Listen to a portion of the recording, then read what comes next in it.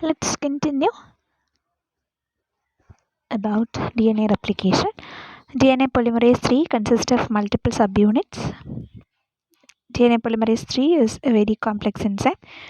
In its most active form, the prokaryotic enzyme is associated with 9 other proteins to form the pol-3 holoenzyme. The term holoenzyme refers to an enzyme that contains several different subunits that retains some activity even when one or more subunits is missing. The smallest aggregate having enzymatic activity is called the core enzyme. The activities of the core enzyme and the holoenzyme is usually very different.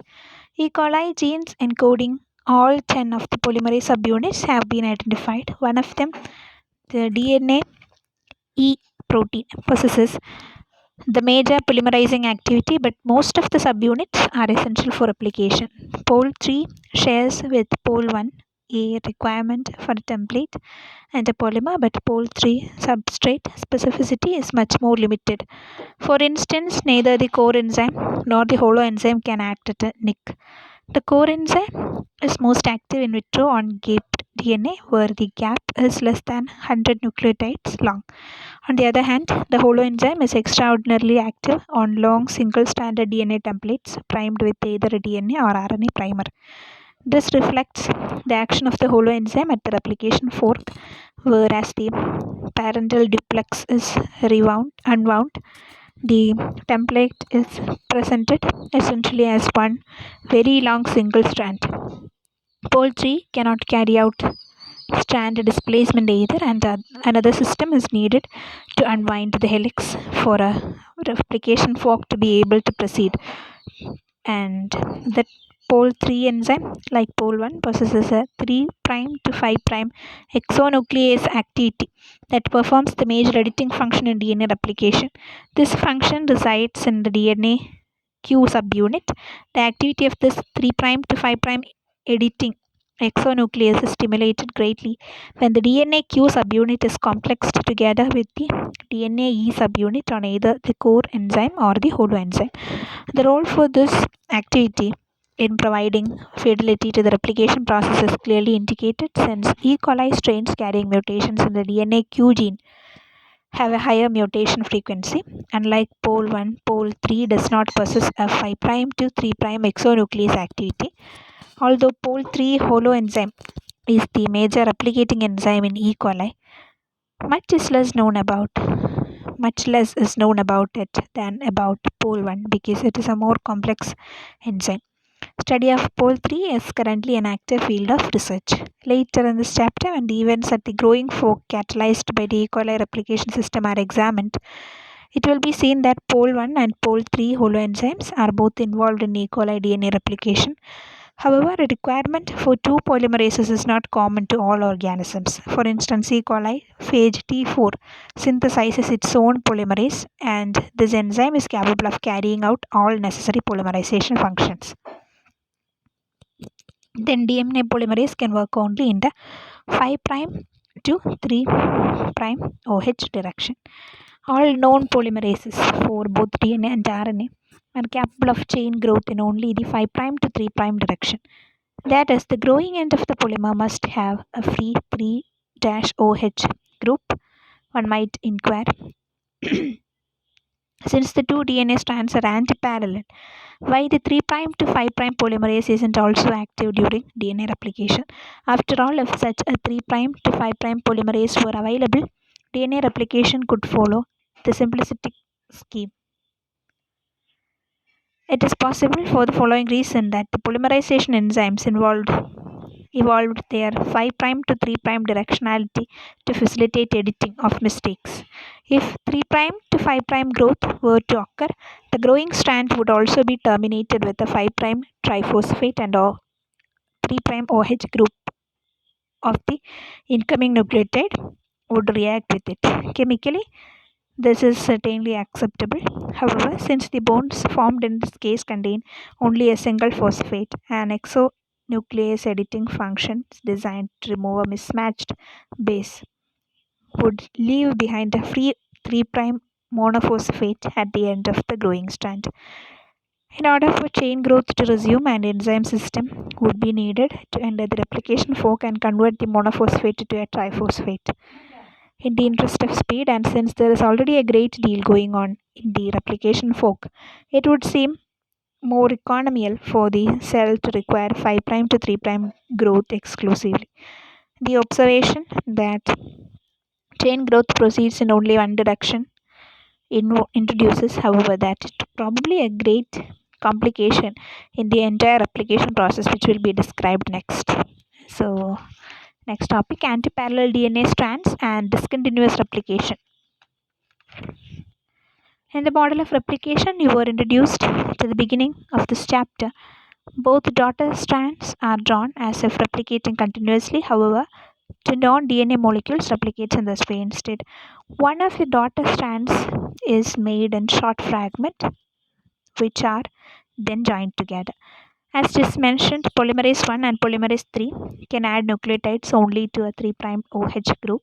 Examination of the growing fork indicates that if both daughter strands grow in the same overall direction, only one of these strands would have a free 3' OH group. The other strand would have a free 5' P group because the two strands of DNA are antiparallel. One of the following therefore must be true. There is another polymerase that can add a nucleotide to the 5' end.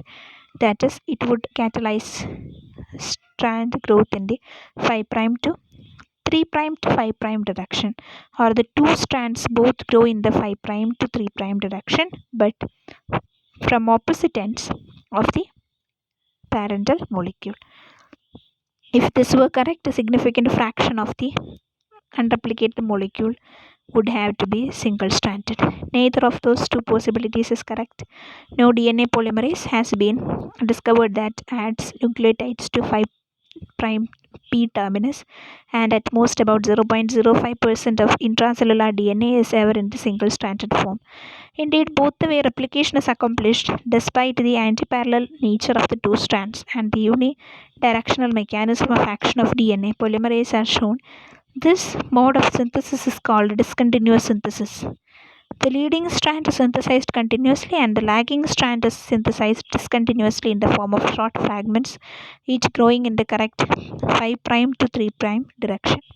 In time, the fragments are joined together to form a continuous strand. Critical evidence verifying the discontinuous nature of DNA replication can be reviewed, for the experiments are still considered to be landmarks in the history of molecular biology. These experiments represent a true tour to the force and offer the beginning student an opportunity to gain insight into experimental designs. So-called Okazaki fragments are joined together. In 1968, Okazaki demonstrated that in E. coli, some newly synthesized DNA consists of fragments that later are attached to one another to generate long continuous strands. The discovery of those fragments supports the discontinuous replication model, and Okazaki did two experiments to demonstrate discontinuous DNA synthesis. In the first, DDT was HDT was added to a growing bacterial culture in order to label the new DNA strands with radioactivity, and 30 seconds later the cells were collected and all of their DNA was isolated. This is called the pulse labeling experiment. The size of the DNA was then measured by observing its sedimentation characteristic in the presence of alkali. In alkali, recall from chapter 3, double stranded DNA separates into single strands. Then sedimentation reveals the presence of any small DNA fragments that are not joined to a longer strand. The type of DNA obtained showed that the most recently made pulse labeled DNA sediments very slowly in comparison with the single strands obtained from parent DNA, even though these strands usually break in the course of isolation. From the S value, it was estimated that the fragments of pulse labeled DNA range in size from 100 to 2000 to 2000 nucleotides, whereas the isolated pre-existing parent DNA is usually 20 to 50 times as large. In the second experiment, the bacteria were pulse labeled for 30 seconds. Then the H3DT was replaced with large quantities of non-radioactive DT, and the bacteria were allowed to grow for several minutes. This is called a pulse chase experiment. Along with that, flooding of the bacteria culture with non-radioactive DT allows one to determine the current size of the radioactive molecule synthesized at an earlier time. That is, the earlier synthesized radioactive DNA can be traced. Okazaki observed that the S value or size of the radioactive material increased with time of growth in the non-radioactive medium. These experiments are presented and are very important in terms of discontinuous replication model. Apparently, the joining of the pulse labeled fragments to the growing daughter strands caused the label to sediment with the bulk of a longer continuous strands of DNA. These fragments, called precursor fragments or Okazaki fragments, have the properties predicted by the discontinuous model. They are initially small and then become large as they are attached to previously made DNA. However, the model predicts that only half of the radioactivity should be found in small fragments, and all the newly synthesized DNA consists of fragments. This result should be surprising because there is no reason why the DNA of the 3' OH terminated strand should be synthesized discontinuously. In fact, it is not. Occasionally, DNA polymerase adds a uracil nucleotide instead of a thymine nucleotide to end to the end of the growing strand when copying an adenine in the template strand. When this occurs, an enzyme repair system excises the uracil, replacing it with thymine. This repair system does not act at the terminus in contrast with the proofreading 3' to 5' exonuclease, but instead when the uracil is well within the growing strand. The excision process produces a transient single strand break, which is sealed by DNA ligase after the current nucleotide is inserted. Thus, the leading strand is made continuously, but after synthesis is fragmented at the rare uracil sites. Additional evidence for the discontinuous synthesis model comes from the high solution electron micrographs for replicating DNA molecules. These micrographs show a short single-stranded region on one side of the replication fork. This region results from the fact that synthesis of the discontinuous strand is initiated only periodically. Perhaps a particular base sequence or some other origin signal is required for initiation. In fact, the 3' OH terminus of the continuously replicating strand is always ahead of the discontinuous strand. This is the origin of the term leading strand and lagging strand for the continuously and discontinuously replicating strands, respectively. Then a primer is required for chain initiation. Like all DNA polymerases, Pol3 needs a primer. That is, it cannot simply latch up to a template strand and just begin polymerizing nucleotides from a new strand. This predicament applies to initiating both the leading strand and the precursor Okazaki fragments. Either a ribo or deoxynucleotide hydrogen bonded to the template strand can serve as a primer, because all known DNA polymerase can add nucleotides only to the 3' OH terminus, such as a reactive group must be available on the primer. In every case so far examined, the primer for both leading and lagging strand synthesis is a short RNA oligonucleotide that consists of 1 to 60 bases, the exact number depending on the particular organism. This RNA primer is synthesized by copying a particular base sequence from one DNA strand and differ from a typical RNA molecule in that after its synthesis, the primer remains hydrogen bound to the DNA template. And in bacteria, two different enzymes are not to synthesize primer DNA molecules, like RNA polymerase, which is the same enzyme that is used for synthesis of most RNA molecules, such as messenger RNA, and primase, the product of the DNA G gene in E. coli. Experimentally, these enzymes can be distinguished in vivo by their differential sensitivities to the antibiotic rifampicin. RNA polymerase is inhibited by the antibiotic, but primase is not. In E. coli, initiation of leading strand synthesis is rifampicin sensitive, presumably because RNA polymerase is used. Thus, the synthesis of primers is quite different for the leading and lagging strands. The leading strand only needs to be primed once. Since the leading strand grows continuously, it never has to be reprimed. Thus, the primer synthesized at the ORI site or ORI site is the only primer needed for the leading strand. Creating primers for the leading strand is therefore not a repetitive process. However, as we have learned, the lagging strand begins as a series of short fragments. The synthesis of each of those Okazaki fragments must begin on a primer. Primers must therefore be synthesized repeatedly on the lagging strand throughout the elongated process. And like the helicase enzyme, primases need to prepare the parental DNA for pole 3. These two enzymes are usually linked together. Such a helicase primase complex is called a primosome. A precursor fragment has the following structure while it is being synthesized, like PPP 5' and then RNA region DNA 3' OH. Precursor fragments are ultimately joined to yield a continuous strand. The completely synthesized daughter strand contains known ribonucleotides. Assembly of the lagging strand therefore requires removal of the primer ribonucleotide, replacement with deoxyribonucleotide, and then joining. In E. coli, the first two processes are accomplished by pole 1 and joining is catalyzed by DNA ligase. DNA ligase joins precursor fragments. The assembly of precursor fragments is very important, and pole 3 extends the growing strand until the RNA nucleotide of the primer of the previously synthesized precursor fragment is reached.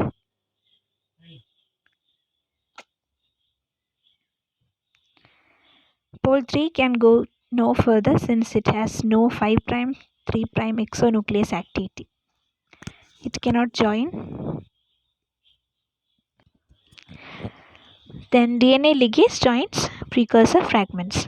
The assembly of precursor fragments is very important. Pole 3 extends the growing strand until the RNA nucleotide of the primer of the previously synthesized precursor fragment is reached. Pole 3 can go no further since it has no 5' to 3' exonuclease activity.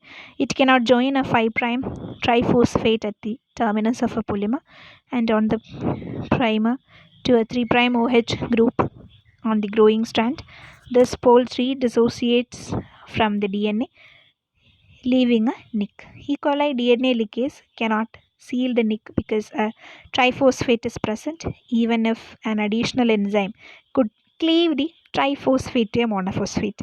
DNA ligase would be inactive when one of the nucleotides is in the ribo form. However, pole 1 works efficiently at a nick as long as there is a 3' OH terminus. In this case, the enzyme carries out nick translation, probably proceeding into the deoxy section, but the DNA ligase can compete with pole 1 and seal the nick. Then in the usual polymerization reaction, the activation energy for phosphodiester bond formation comes from cleaving the triphosphate. Since DNA ligase has only a monophosphate to work with, it needs another source of energy. It obtains this energy by hydrolyzing either ATP or nicotine adenine dinucleotide NAD. The energy source depends upon the organism from which the DNA ligase is obtained. The E. coli DNA ligase uses NAD. Thus, the precursor fragment is assimilated into the lagging strand.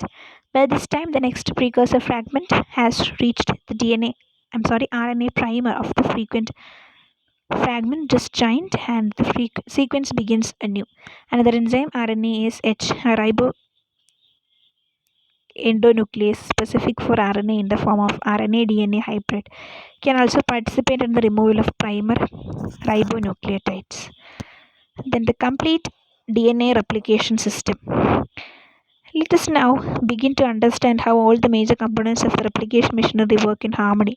We will adopt E. coli as our model organism since because of its large number of mutant genes, it is best understood. Similar mechanisms are however believed to be active in animal and plant cells. We will use the diagram to learn about this. For the sake of focusing on events at the replication fork itself, we will assume that the topoisomerases like DNA gyrases described earlier have acted downstream of the replication fork to believe superhelicity. Then helicase unwinds double-stranded DNA by breaking its hydrogen bonds. Primase, which continuously synthesizes the multiple DNA primers for the aging strand, complexes with the helicase to form the so-called primosome mentioned earlier. Recall the single primer for the leading strand is synthesized by a different enzyme RNA polymerase. Reannealing of the separated DNA strands is prevented by the action of SSP proteins. They bind single-stranded DNA and prevent its return to double-stranded configuration. Due to the opposite polarities of leading and lagging strands, the lagging strand is looped around the DNA polymerase 3 enzyme. This allows one large pol 3 complex consisting of a pair of subunits of polymerase, both leading and lagging strands simultaneously. Replication of both strands is thereby precisely coordinated. The chances of synthesis of one strand speeding ahead of the other, or the potential for tangling and breaking of single-stranded DNA, are consequently alleviated. Due to the need for a length of template complete with primers for lagging strand synthesis, synthesis of a lagging strand actually does lag in time, even though the polymerization occurs simultaneously with that of the leading strand. Thus, the term lagging is appropriate for looped strand. Then, clearly, events on the lagging strand are more complicated than on the leading strand due to the continuous requirement for primers. Once the synthesis of an Okazaki fragment has been completed, it butts up against an earlier synthesized RNA primer or Okazaki fragment combination. The RNA primer on both the lagging and leading strands are edited out using a nick translation capability of pol 1 mentioned earlier. The gap between the edited primers, now DNA, and earlier synthesized Okazaki fragment is sealed by DNA leakage. The above features pertain mostly by theta replication and replication in the covalent extension mode. This mode employs a nick single-stranded break in DNA rather than the use of RNA primers for initiation process. The nick site provides a free 3' OH as a polymerization starting point for DNA polymerase, as mentioned previously. Many bacteriophages replicate their DNA this way. As DNA polymerase adds nucleotides to that free 3' OH end and works its way around the circle, the 5' P end is either displaced if pol 1 is employed as a polymerase or unwound by other enzymes if pol 3 is used as a polymerase. That displaced strand serves as a template for lagging strand synthesis.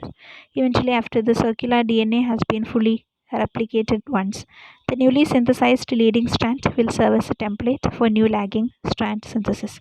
The inner non-nicked strand is never disrupted, hence the alternative names rolling circle or sigma because of its tail for the covalent extension mode of DNA replication.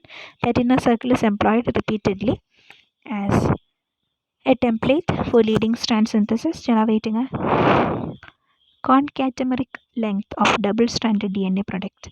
For those phages that employ pol 3 as the major polymerization enzyme, helicase and SSP proteins operate to unwind the parental strand instead of the strand displacement process generated by pol 1. Then bidirectional replication speeds up DNA synthesis. Once a D loop has formed from a de novo initiation event, replication will occur in either one direction or unidirection or in both directions, bidirectional around the loop. During unidirectional replication of a circular DNA, one branch point remains at a fixed position, defining replication origin. In bidirectional replication, both branch points move so that each branch point contains a complete replication fork. If both replication forks move at the same rate, the origin of replication remains close to the midpoint of each branch of the replication loop. First leftward moving lagging strand becomes the rightward moving leading strand, and the second primosome acts to unwind the helix in the clockwise direction and primes the synthesis of rightward moving precursor fragments. That is, a proteasome helicase primase complex is situated on both sides of the ORI, so both clockwise and counterclockwise replications occurs around the D loop. The result of these events is that the DNA molecule will have two replication forks. moving in opposite directions around the circle, and the overall rate of duplication of a DNA molecule will be doubled. Whether a DNA molecule replicates unidirectionally or bidirectionally depends on whether the organism's DNA helicase is capable of moving in opposite direction away from the ORA. Some organisms, some plasmids, and a few types of phage possess helicase that permit solely unidirectional replication. Other organisms, all eukaryotes, several plasmids, some viruses, and most bacteria contain helicase that allow for bidirectional replication. Then, is that complex enough? Having completed a review of the basic features of DNA replication, let's list the key points like topoisomerase act to relive DNA's positive supercoiling. Initiation of synthesis occurs at specific sites of ORI. Then helicase unwinds double-stranded DNA. Then helicase unwinds double-stranded DNA. RNA polymerases are synthesized so that DNA polymerase can synthesize daughter strands. Lagging strand precursor fragments are edited and linkated. By now, beginning studies of molecular biology can easily understand why many researchers express the opinion that DNA replication is the most complex process in a living cell. Then replication of eukaryotic chromosomes. The replication of eukaryotic chromosomes presents many problems not found in prokaryotes because of the enormous size of eukaryotic chromosomes and the geometric complexity imposed by the organization of the DNA into nucleosomes. How these problems are handled is described in this section. The rate of movement of replication fork in E. coli is approximately 10 raised to 5 base pairs per minute.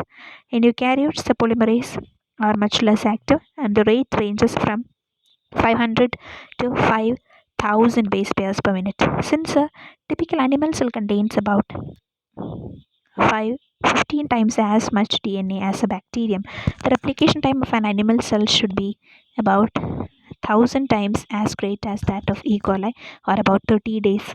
However, the duration of the replication cycle is usually several hours, and this is accomplished by the presence of multiple initiation sites. For instance, the DNA of the fruit fly Drosophila has about 5,000 initiation sites, each separated by about 13,000 bases, and each site replicates bidirectionally. The number of sites is regulated in a way that is not understood. For example, in the round of replication follows fertilization of Drosophila eggs, the number of initiation points reaches 15,000, 50, 50 and 50,000, and it takes only 3 minutes to replicate all of the DNA.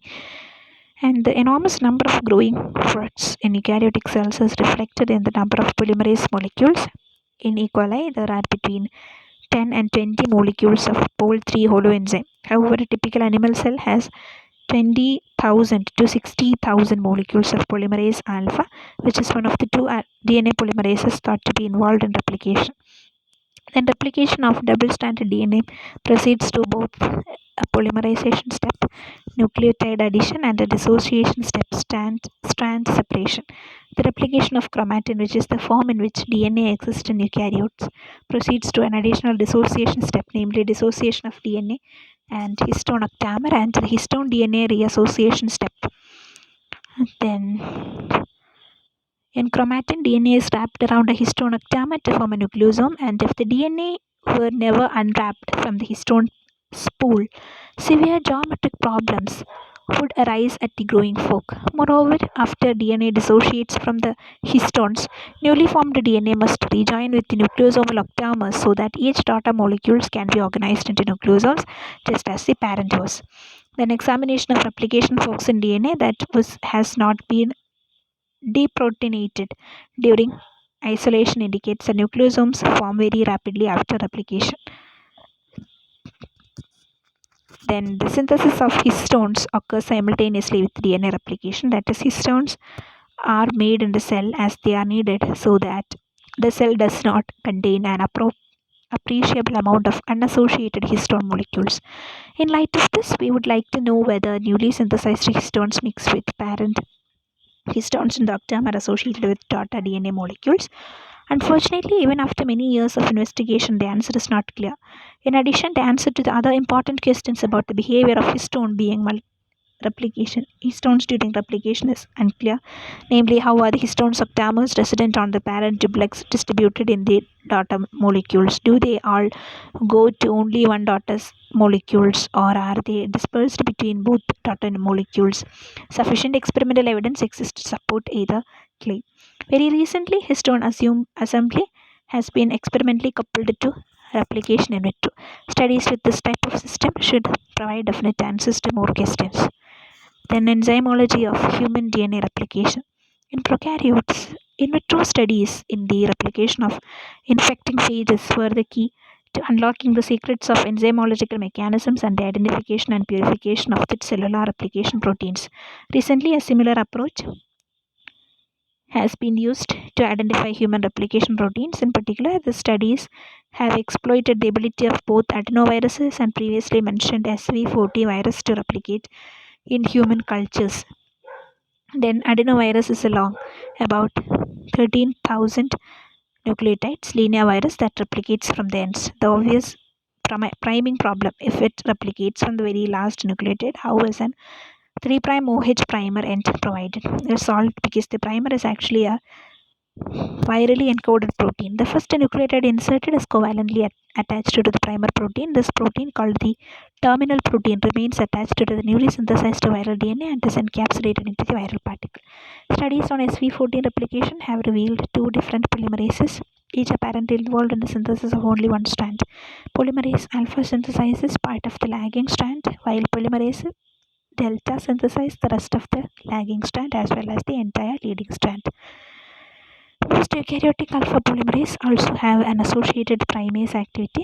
Thus, its involvement in lagging strand synthesis, which calls for the repeated generation of primers, seems appropriate. It is interesting to note the functional similarities between development of the eukaryotic and prokaryotic replication forks. One can think of the combination of polymerase alpha and delta, along with several other proteins that bind to this polymerase, as being equivalent to the prokaryotic polymerase 3 holoenzyme. In the next few years, our knowledge of the enzymology of eukaryotic DNA replication should begin to rival that of the prokaryotic system. Then, a future practical application: a detailed analysis of three-dimensional structure of a variety of nucleotide polymerases, including the DNA polymerase and reverse transcriptase enzyme that replicate the AIDS virus, human immunodeficiency virus, has been carried out. Those studies reveal that all polymerases share common catalytic mechanism. For example, due to similarities in their protein folding patterns, they all bind their templates and primers in the same way.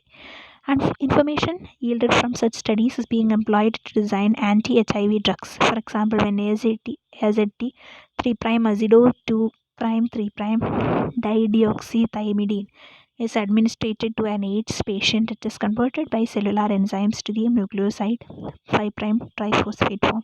That is, AZT triphosphate is a potent chain termination inhibitor of reverse transcriptase. It functions much the same way as that dideoxy ATP functions in the Sanger DNA sequencing reaction.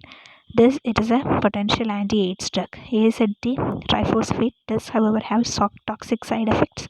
It is believed to inhibit host cell DNA polymerase in most AIDS patients.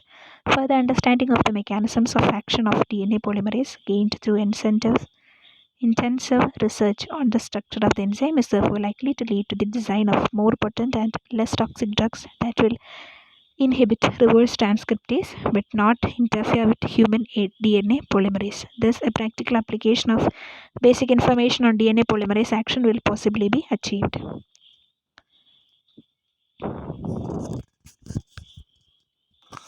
Let's have a quick summary of this whole DNA replication portion. DNA replication is accomplished by an enzymatic polymerization reaction in which a DNA strand is used as a template to synthesize a copy with a base sequence that is complementary to the template. Replication is semi-conservative. Each parent single strand is present in one of the double-stranded polygyny molecules. The growth of DNA strand is catalyzed by DNA polymerase enzyme. Strand growth always move in the 5' to 3' direction. Since double-stranded DNA is antiparallel, only one strand, the leading strand, grows in the direction of movement of the replication fork. The second daughter strand or lagging strand are synthesized in the opposite direction as short precursor fragments that are subsequently joined together. DNA polymerase cannot initiate synthesis, so a primer is always needed. In most replication systems, the primer is a short RNA oligonucleotide synthesized either by RNA polymerase or by DNA primase. In E. coli, two enzymes DNA polymerase 1 and DNA polymerase 3 carry out nucleotide addition. Pole 3 is responsible for overall chain growth. Pole 1 is used in the completion of precursor fragments and also in repair process. The primer is removed at large stages of replication by the 5' to 3' exonuclease activity of DNA polymerase 1. Pole 1 and pole 3 both possess a 3', 5' exonuclease activity that corrects incorporation errors. Replication of both linear and circular DNA molecules is usually bidirectional, and replication loops enlarge by movement of replication forks at both ends of the loop. A DNA molecule of a prokaryote is usually initiated at a single site and has a single replication loop. In contrast, eukaryotic DNA molecule have multiple initiation sites and hence many loops. Thank you for listening.